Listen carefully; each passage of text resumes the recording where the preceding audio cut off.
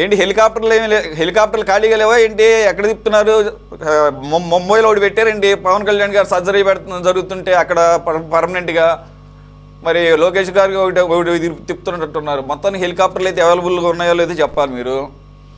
అయితే నాకున్న నాలెడ్జ్ ఏంటంటే, సముద్రంలో అల్లకల్లోలం అనేది, సముద్రంలో తుఫాన్లు రావటం అనేది ఎంత టెక్నాలజీ ఉన్నా కానీ, ఒక్కొక్కసారి వార్నింగ్లు ఇచ్చినా కానీ, ఒక్కొక్కసారి జాలర్లు ఆల్రెడీ సముద్రంలోకి వెళ్ళిపోయిన తర్వాత పరిస్థితులు మారిపోతూ ఉంటాయి. ఇవి చూస్తూనే ఉంటాం, ఇది కొత్తగా జరిగేది కాదు. అలాగని చెప్పేసి ఆల్ పాసిబిలిటీస్ని కూడా పర్సూ చేయాల్సిన అవసరం ఉంటుంది. నాకున్న నాలెడ్జ్ ప్రకారం స్టేట్ గవర్నమెంట్తో పాటు కోస్ట్ గార్డ్స్, ఈ నేవల్కి సంబంధించిన వీళ్ళు కూడా దీంట్లో భాగస్థులు అవుతారు. అంటే సెంట్రల్ గవర్నమెంట్ అండర్లో పనిచేసేటటువంటి వాళ్ళు కూడా, వాళ్ళకి ఖచ్చితంగా డెడికేటెడ్ వీరు అన్నట్టుగా హెలికాప్టర్స్ అవన్నీ ఉన్నాయి కూడా. అది పక్కన పెడితే, నిన్న ఈ పరామర్శకి వెళుతున్నప్పుడు నిజంగానే ఏపీ పోలీసు ప్రతి విషయంలోనూ కూడా ఫెయిల్యూర్ కనపడుతుంది. ఇప్పుడు చిన్నపరెడ్డి గారు అంటున్నారు, మేమైతే కంట్రోల్ చేయలేము మా పిల్లల్ని, మా వాళ్ళు కొద్దిగా అత్యుత్సాహం ఉంటారు, మీరు దమ్ముంటే ఎందుకు ఆపలేకపోతున్నారు, పోలీసులు ఏం చేస్తున్నారు అంటున్నారు. ఒక్క నిమిషం లెట్ మీ కంప్లీట్. అలాగే అక్కడ మా విజువల్స్లో ఇందాక ఒకటి చూపించాం మేము. అదేంటంటే ఎయిర్పోర్ట్లో అమర్నాథ్ లేకపోతే ఈ బొత్స వీళ్ళంతా వెళుతున్నప్పుడు జగన్మోహన్ రెడ్డి గారిని రిసీవ్ చేసుకోవడానికి పర్మిషన్ లేదంటే వాళ్ళ మీద దాడికి దిగినంత పనిచేసి, అది అక్కడ బ్యారికేడ్లు ఉంటాయి. ఇంటర్నేషనల్ ఎయిర్పోర్ట్ అది వైజాగ్. మరి అవన్నీ కూడా పడిపోయినాయి అక్కడ, అవన్నీ బ్యారికేడ్స్. మరి ఏంటి చర్యలేవి, వాళ్ళ మీద కేసులేవి? మీరు వాళ్ళని కంట్రోల్ చేసే పరిస్థితి ఏమీ కనపడటం లేదు. మీరు ఎలా ఉందంటే, వాళ్ళదంతా కూడా ప్రజలు గమనించాలి, దీన్ని మనం ఎన్కాష్ చేసుకోవాలి, వీళ్ళంతా యాంటీ సోషల్ బిహేవియర్గా చేస్తూ ఉంటారు, ఇదంతా కూడా ప్రజల్లోకి వెళ్ళాలి, మనం మాత్రం మన బాధ్యతను విస్మరించాలి, ప్రజలకు ఇబ్బంది పడ్డా మనకు సంబంధం లేదు అన్నట్టుగా ఉంది వ్యవహారం. వారి పద్ధతి అట్లాగే ఉంది, మీ పద్ధతి అట్లాగే ఉంది. ఏమంటారు, కాదంటారా? సార్, మొట్టమొదటిగా అందరికి కూడా నమస్కారం. సార్, చిన్నపరెడ్డి గారికి గఫూర్ గారు 2 సార్లు ఎమ్మెల్యే అయినా 4 సార్లు పోటీ చేశారు. అంటే 2 సార్లు ఓడిపోయారు, 2 సార్లు గెలిచారు. సిఐటికి national vice president, central committee member సిఐపిఎంకి. అంత పెద్ద వ్యక్తి రాయలసీమలో ఉంటే ఆయన గురించి సార్ మీరు ఎమ్మెల్యేనా సార్ అని అడుగుతున్నారంటే సార్ ఎంత దారుణమైన పరిస్థితి సార్. ఆ మాత్రము ఇన్ఫర్మేషన్ లేకుండా డిబేట్ విపరీతంగా సపోర్ట్ చేస్తాం సార్. ఒక నాటికల్ మైల్ అంటే సార్ వాడు గుర్తుపెట్టుకోవాలి సార్, దయచేసి ఒక నాటికల్ మైల్ అంటే ఎన్ని కిలోమీటర్లు చెప్పమనండి సార్. చిన్నపరెడ్డి గారికి సూటి ప్రశ్న వేస్తున్నా, నేనేం గౌరవం చేయట్లేదు. ఒక నాటికల్ మైల్ అంటే ఎన్ని కిలోమీటర్లు అండి? ఇక వీళ్ళు ఇలాగే అడగాలి సార్, ఒక నాటికల్ మైల్ అంటే ఎన్ని కిలోమీటర్లు చెప్పగలరా? ఎందుకంటే ఊరికే డిబేట్లకు వచ్చి అధికార పార్టీని విమర్శించడము, పెద్దవారిని విమర్శించడము. సార్, గఫూర్ గారు ఎంత పెద్ద వ్యక్తో, ఎంత పెద్ద నాయకుడు ఏం తెలుసండి? నేను అంటున్నా సార్, ఎందుకు సార్ ఒకటి గుర్తుపెట్టుకోండి, జగన్మోహన్ రెడ్డి గారి మెంటాలిటీ ఏందో తెలిస్తే ఆయన ప్రవర్తన కావచ్చు, ఆయన రాజకీయం కావచ్చు మనకు అర్థం అవుతుంది సార్. ఎందుకు సార్ జగన్మోహన్ రెడ్డి గారి తండ్రి గురించి, తాత గురించి మనం మాట్లాడతాం? ఎందుకు ఆ 30-40 సంవత్సరాల నేర చరిత్ర గురించి మనం మాట్లాడుతున్నాం ప్రతిసారి? ఎందుకంటే వీళ్ళ పుట్టిన నేపథ్యం కావచ్చు, వీళ్ళ నేర సంస్కృతి కావచ్చు, నేర స్వభావం కావచ్చు. ఈ రోజు ఏం మాట్లాడుతున్నారు sir? Girls don't need agreements sir. Business man అనే సినిమాలో సూర్యాభాయిగా మహేష్ బాబు యాక్ట్ చేసే సినిమాలో, బిజినెస్ మ్యాన్ సినిమాలో ఈ డైలాగ్ ఉంది, girls don't need agreements, they only need orders అని. అంటే ఈ తుపాకులకి ఒప్పందాలు కావచ్చు, సంప్రదింపులు కావచ్చు, మాకేమీ అవసరం లేదు, మేము ఎవరితో మాట్లాడము, మేము గన్ను మాత్రం ఉపయోగిస్తాము, మేము బలాన్ని ఉపయోగిస్తాము, మా సత్తాను ఉపయోగిస్తాము, దీని సంగతి తెలుస్తాము అంటే ఎవరి సంగతి తెలుస్తారు సార్? ప్రజల సంగతా, అధికార పార్టీ సంగతా, లేకపోతే మేధావుల సంగతా, లేదంటే మీకు ఓట్లేసే కర్మానికి ఈ రాష్ట్రాల సంగతి తెలుస్తారా? ఎవరి సంగతి తెలుస్తారు? ఏమని పెట్టారు సార్ దాన్ని? సార్, నేనంటున్నా, చంద్రబాబు నాయుడు గారు గత 40-50 సంవత్సరాలుగా రాజకీయం చేస్తున్నారు. ఎక్కడైనా ఏ కార్యకర్త అయినా తప్పు చేసినా, లేదంటే ఎక్కడైనా ఎవరైనా పొరపాటుగా ఆయన ఒప్పుకుంటారా? ఎన్నో మీటింగుల్లో నేను కూడా చూసా సార్. సెంట్రల్ ఆఫీస్ లో మీటింగుల్లో కావచ్చు, లేదంటే ఎక్కడైనా కార్యకర్తల మీటింగ్ లో కావచ్చు, లేదంటే ఎక్కడైనా బహిరంగ సభలో కావచ్చు, ఎవడైనా తప్పుగా మాట్లాడితే ఏ రోజు ఒప్పుకొని మనస్తత్వం చంద్రబాబు నాయుడు గారికి, అట్లాగే లోకేష్ గారికి. మరి జగన్ గారు ఏ రోజైనా ఇట్లా అయ్యా మీరు తప్పులు చేస్తున్నారు సార్? నిన్న నాగార్జున యాదవ్ అనే ఒక వ్యక్తి మీ అధికార ప్రతినిధి ఎంత అన్యాయంగా మాట్లాడాడు సార్ రేవంత్ రెడ్డి గారిని. జొమాటో బాయ్, ఏదో డెలివరీ బాయ్ ఏంటి సార్? ఒక రాష్ట్రానికి ముఖ్యమంత్రి, తెలంగాణ రాష్ట్రానికి ముఖ్యమంత్రి ఎంత కష్టం సార్, ఎన్ని సంవత్సరాల శ్రమ సార్, ఎంతమంది ప్రజలను ఆయన రంజింపజేస్తే ఆ స్టేజ్కి వెళ్తారు సార్. ఆయన డెలివరీ బాయ్ అంటే ఆయన జీవో గౌరవం రాదంటారు. ఏం మాటలు సార్? ఇలాంటి అధికార ప్రజలను మీరు పెట్టుకొని వాళ్ళని సమర్థిస్తూ మళ్ళా గత 3-4 రోజులుగా సాక్షి టీవీలో అబ్బా మా మీద కేసులు పెడుతున్నారు, మమ్మల్ని ఇబ్బంది పెడుతున్నారు, చంద్రబాబు నాయుడు గారు ఇబ్బంది పెడుతున్నాడు సార్. చంద్రబాబు నాయుడు గారిని అరే ఓరేరంటే ఇంతవరకు కేసు పెట్టలా. 2 సంవత్సరాలు అయింది ఆ మాట మాడి. ఆఖరి చూపా ఏదో మాట్లాడాడు. తులసి తీర్థము పోస్తాము చంద్రబాబు నాయుడు గారికి. ఆయన కట్ట అయిపోయింది, ఆయన టైం అయిపోయింది, ఆఖరి దశలో ఉన్నాడు. ఏమి మాటలు మాట్లాడారు సార్? నా దగ్గర వీడియో ఉంది, ప్రదర్శించగలను. ఇంతకన్నా అవమానం ఇంకోటి ఉండదు సార్. డిబేట్లో మాట్లాడుకుంటూ పోతే అంత దారుణమైన మాటలు మాట్లాడిన ఒక అధికార ప్రతినిధిని మీరు ఇంకా సస్పెండ్ చేయకుండా ఎలా పెట్టారు సార్? ఆ రోజే సస్పెండ్ చేయాలి. ఏ రోజైతే మాట్లాడారో ఆ రోజే సస్పెండ్ చేయాలి కదా. మీ సాక్షి టీవీలో ఆ కేఎస్ఆర్ గారు పెద్ద జర్నలిస్ట్, ఆయన ఒక పెద్ద అనుభవం ఉన్న వ్యక్తి, ఆయన ఆధ్వర్యంలో అలా మారుతూ ఉంటే ఏం చేశారు సార్? ఇలా మాట్లాడడం వల్లే కదా సార్ ఈరోజు మిగతా రెచ్చిపోతున్నారు. ఇలా మీరు సైలెంట్ గా ఉండడం వల్లే కదా మిగతా వాళ్ళందరూ ఈ మాదిరిగా మాట్లాడుతున్నారు. మీరు ఎక్కడైనా ఇది తప్పని వాళ్ళని సస్పెండ్ చేయండి, రెండో వారు మాట్లాడతారేమో సార్. అంబటి రాంబాబు గారు ఏం మాట్లాడారు సార్? ఒక రౌండ్ టేబుల్ కాన్ఫరెన్స్ పెట్టి సిపిఐ సిపిఎం పార్టీలు అందరినీ పిలిచి ఈ ప్రశ్నారావణ విషయంలో ఇది నిజాలేంటి, దీంట్లో ఉన్న తప్పులేంటి ఒప్పులేంటి అని మాట్లాడాల్సిందిగా రకరకాల మేధావుల్ని రమ్మంటే ఆ మీటింగ్ పోయిన అంబటి రాంబాబు గారు ఏం మాట్లాడారు సార్? మేము ఈ ఆధునిక భారతంలో, ఈ ఆధునిక ఆంధ్రప్రదేశ్ లో, ఈ ఆధునిక సమాజంలో రాములనే గెలుస్తారట. అంటే శ్రీరాములు లాంటి వ్యక్తులు ఓడిపోతారు, రాములు గెలుస్తారా సార్? ఇదేనా మీరు మెసేజ్ ఇచ్చింది సమాజానికి? సార్ మేము రౌడీలనే ప్రోత్సహిస్తాం, రౌడీలనే సపోర్ట్ చేస్తాం. ఏం మాటలు సార్ అవి? మీరు రౌడీలను సపోర్ట్ చేసి ఏం చేయాలనుకున్నారు? ఈ రాష్ట్రాన్ని, ఈ దేశాన్ని ఏం చేయాలనుకున్నారు? రప్ప అని మాట్లాడి ఏం చేయాలనుకున్నారు? ఏం సార్ గంగమ్మ జాతరలో పొట్టేలు నడినట్టు నడుపుతారంట సార్. మీరు గొడ్డలి పార్టీ ఎందుకు అంటున్నారు? ఇప్పటికైనా అర్థమైందా సార్? సొంత చిన్నాన్న గారిని గొడ్డలతో నడిపితే ఇంతవరకు కేసు కెగల 5 సంవత్సరాలు మీరు చేసి కూడా శేఖర్ రెడ్డి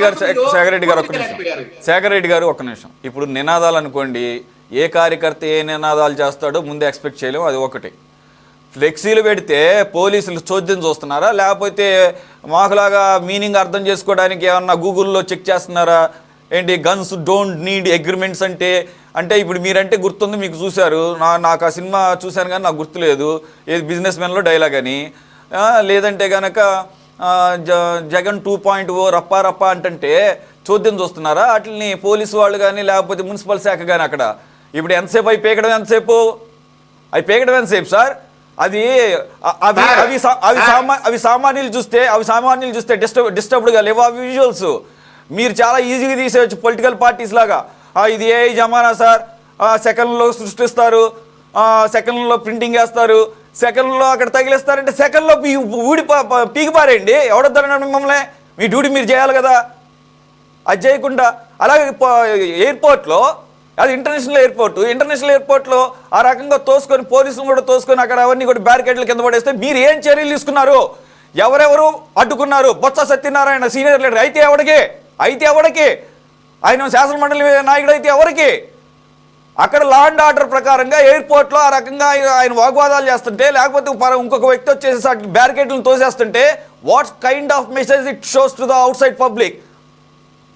రాష్ట్రంలోకి వచ్చేవాళ్ళు కానీ వేరే దేశాల నుంచి వచ్చేవాళ్ళు కానీ ఎయిర్పోర్ట్లోకి ఉండవా? లా అండ్ ఆర్డర్ ఉండదా? Is it not failure on part of you? ఒక్కొక్క మాట మాట్లాడదాం సార్. నీలి సింగయ్య అనే వ్యక్తి వీరి పర్యటనలో కారు టైర్ కింద పడి నలిగి చనిపోతే ఆయన విషయంలో ఆ శవాన్ని పక్కన పడేసి వీళ్ళ పాటికి వీళ్ళు పోయి పర్యటన చేసుకున్నారు. స్వచ్ఛమైన ఆ మాట్లాడాలి. విషయం మీద ఏదో ఉండండి సార్, అంటే మీరేం చేస్తున్నారు? మీరేం చేస్తున్నారు? సింగయ్య చచ్చిపోవడానికి మీరు కూడా కారణమే. సింగయ్య చచ్చిపోవడానికి ఆ రోజు ఒక్క నిమిషం ఆగండి, మనం డిబేట్ చేసే 2-3 రోజులు ఆగండి. ఆగండి, ఏంటి మాట్లాడేది? మాట్లాడటమే సరిపోతుంది, యాక్షన్ లేదు, అంతా మాట్లాడటమే. జరిగి సంవత్సరం అవుతుంది. సింగయ్య అన్న వ్యక్తి ఆ రోజు అసలు వెళ్ళేదే ఒక అతను ఎప్పుడో ఆత్మహత్య చేసుకుంటే, అది కూడా బెట్టింగ్లో డబ్బులు పోగొట్టుకుంటే అతనుని పరామర్శించడానికి. అదే పెద్ద చోద్యం. దానికి ఆ రోజు పర్మిషన్ ఇచ్చింది చాలా లిమిటెడ్. నాకు బాగా గుర్తుంది, ఇన్ని వెహికల్స్ మాత్రమే ఉండాలి, ఇన్ని 100 మందే ఉండాలి అంటే అక్కడ వేల మంది పోగొడిపోతుంటే అన్ని 100 కార్లు ఉంటున్నప్పుడు ఆ రోజు సింగయ్య చచ్చిపోవడానికి వైసీపీ పార్టీ ఎంత కారణమో మీరు కూడా అంతే కారణం ప్రభుత్వ పరంగా అంటాను నేను. అదేమంటే మాట్లాడుకోవాలి, మాటలు చెప్పడమే సరిపోతుంది. మీ మూలంగా మీ రాజకీయ ఎత్తుగడ మూలంగా ప్రజలు బలైపోవాలా? దయచేసి వినండి, మేము మాట్లాడతారు. అసలు సార్, నీలి సింగయ్య లేదన్న దాని మీద ఉండదు. 2 గంటలు చెబుతావు. 2 గంటలు మాట్లాడరు. నాతో వాదించడానికి నువ్వు కరెక్ట్. ఒక నాటికల్ మైల్ అంటే ఎన్ని కిలోమీటర్లు నువ్వు చెప్పగలిగితే నాతో వాదించు, లేదంటే 1.8 కిలోమీటర్ ఉంటుంది. పోవాయా నువ్వు మాట్లాడి చెప్పు, నువ్వు చెప్పినా మాడు. మీకేమి తెలియకుండా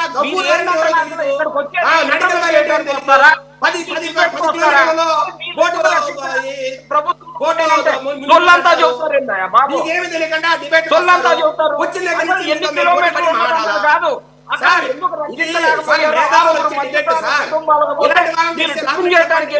వాడతారు, లేకపోతే మీరు దాని గురించి మాట్లాడు. సురేష్ గారు నన్ను ఆన్సర్ చెప్పమంటారా వద్దంటారా? ఆయన మీకు చెప్పారు ఎన్ని నాటికల్ మైల్స్ అనే కదా మీరు ఎన్ని వదిలేసేయండి. నాటికల్ మైల్స్ ఏముంది? నాటికల్ మైల్స్ పాయింట్ అది కాదు. మాట్లాడు స్వామి. హిందువులు అంటే మీకు పడదా?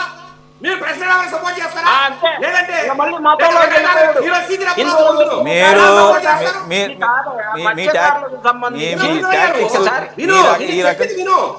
మీరు అనవసరంగా డైవర్ట్ చేయకండి. నేను అడిగిన దానికి చెప్పండి. ఇక్కడ మనం మాట్లాడుకుంటున్న టాపిక్ సార్, నేను చెప్పనిస్తే అతను మాట్లాడు, మీరు అతను ఆపండి. ఈ రోజు డిబేట్ వైజాగ్ సంబంధించినటువంటి అంశం గురించి సురేష్ గారు, ఈ రోజు వైజాగ్ సంబంధించినటువంటి అంశం గురించి మాకు పంపించినటువంటి డిబేట్, దానికి సంబంధించి మాట్లాడుకోండి. నేనేమన్నా అలౌ చేశానా? నేను అడిగిన క్వశ్చన్ కూడా అదే కదా. ఆగండి, మీరు ఆగండి. నేను అడిగింది మాట్లాడమను.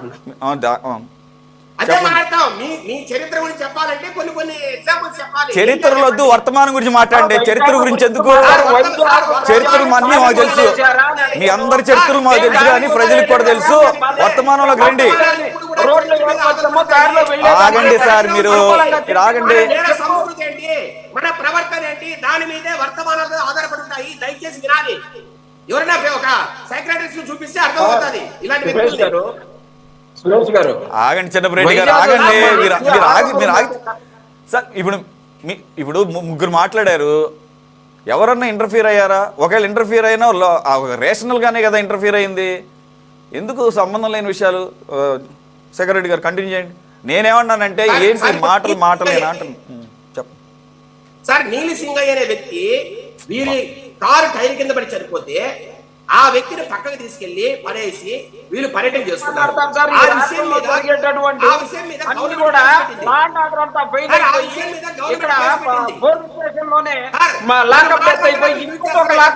దాని గురించి మాట్లాడు స్వామి. నెల్లూరులో ఒక లాకప్ డెత్ అయింది, దాని గురించి మాట్లాడు. శేఖర్ రెడ్డి గారు ప్రివెన్షన్ అనేది ఇప్పుడు శేఖర్ రెడ్డి గారు ప్రభుత్వంలో మీరే ఉన్నారు కదా, మాకు డౌట్లు తీసుకురాకండి. చెప్పనివ్వండి సార్, ఆన్సర్ చెప్పనివ్వండి. ఆన్సర్ చెప్పనివ్వకుండా మీరు నన్ను బొంబాట్ చేసి ఏం చేయమంటారు?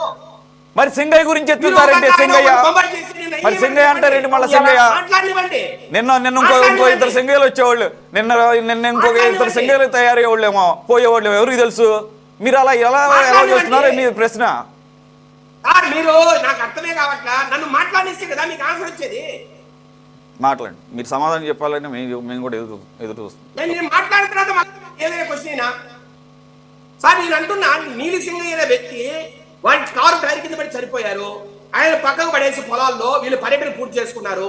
ఆ విషయం మీద మన ప్రభుత్వం ఎన్డీఏ ప్రభుత్వం కేసు పెట్టింది. ఈ రోజు ఇన్వెస్టిగేషన్ జరుగుతోంది. వీళ్ళు ఏం చేశారు, కోర్టుకు పోయి స్టే తెచ్చుకున్నారు. దాని మీద కేసు పెట్టారు కదా, బండ్లు సీజ్ చేశారు కదా, ఎందుకు దాని గురించి మాట్లాడుతున్నాను? నేను అనేది ఈ రోజు గురించి మాట్లాడతామా సార్? అయ్యా చిన్నపరెడ్డి, నీ తెలుసు, నువ్వు వెయిట్ చేయి, నీ సత్తా ఆఖరికి నువ్వు ఒక చిన్నదాన్ని కూడా ఆన్సర్ చెప్పలేవు. నీ కథ అందరికీ తెలుసు. నువ్వు ఎంతమంది గౌరవం చేస్తావు అధికార ప్రతినిధులు నాకు తెలుసు. ఎందుకు ఏం తెలియనప్పుడు మాట్లాడతావు? ఎందుకు ఏం తెలియదు? ఇట్లాంటి సబ్జెక్ట్ లేని వాళ్ళని డిబేట్లకు తీసుకొచ్చి, ఇలాంటి సబ్జెక్ట్ లేని వాళ్ళని డిబేట్లకు తీసుకొచ్చి చిన్నపరెడ్డి గారు 10-15 కిలోమీటర్ల దూరంలో చనిపోయారు. అలాంటి వాళ్ళను కూడా రక్షించలేనటువంటి ఈ చేతగాని దద్దమ్మ ప్రభుత్వంలో ఉన్నటువంటి వారు మాట్లాడే ఇలానే ఉంది. అరే ఇక్కడ చంద్రబాబు నాయుడు గారు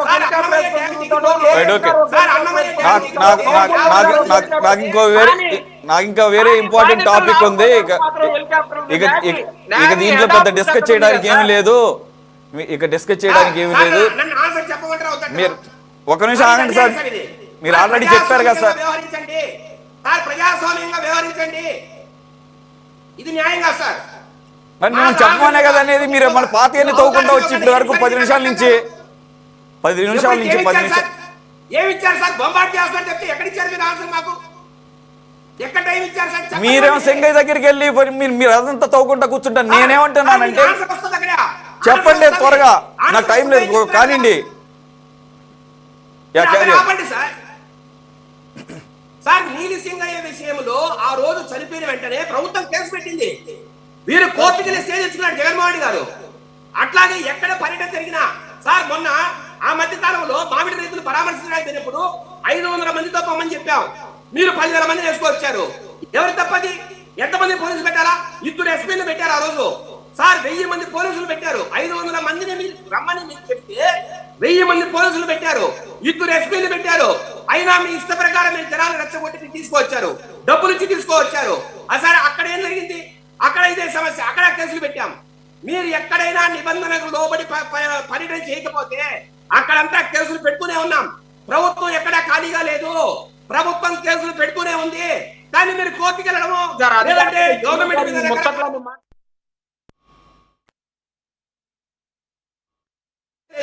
సార్. ఈ విషయంలో కూడా నేను ఒకటి అంటున్నా, సీదిర అప్పలరాజు కొడుకు సార్ కనీసం డ్రైవింగ్ లైసెన్స్ ఉందా? ఎల్ఎల్ఆర్ తో ఒక బైక్ నడపచ్చా సార్? ఎల్ఎల్ఆర్ ఉన్న ఒక వ్యక్తి సార్, ఒక వ్యక్తి ఎవరైనా బైక్ నడిపితే వెనుకల పర్మనెంట్ లైసెన్స్ ఉన్న ఒక వ్యక్తి కూర్చోవాలి, అట్లాగే ఎల్ బోర్డు తగిలించుకోవాలి. అదేమీ చేయకుండా కేవలం ఎల్ఎల్ఆర్ తోనే బైక్ నడిపి ఒక వ్యక్తిని చంపేస్తే అక్కడి నుంచి మాయమైపోయి ప్రభుత్వానికి కావచ్చు, పోలీసులు కావచ్చు, అబద్ధాలు చెప్పి వేరే వ్యక్తిని దాంట్లో చేర్చి సార్ ఇలా మోసం చేయడం వల్లనే ఈ రోజు అతని మీద ఈ మాదిరి కేసులు పెట్టారు. హత్యాచారం కింద కేసులు పెట్టడానికి కారణం అది. ఒక ఎల్ఎల్ఆర్ తో నువ్వు సొంతంగా బైక్ నడపడానికి నీకు అథారిటీ లేదు, అధికారం లేదు, హక్కు లేదు. కాబట్టి ఈరోజు హత్య కేసు పెట్టారు. ఎక్కడా ప్రభుత్వము ఎక్కడా తప్పు చేయట్లేదు, నిబంధనల ప్రకారమే నడుస్తోంది అని చెప్పడానికే ఈ మాట చెప్తున్నా.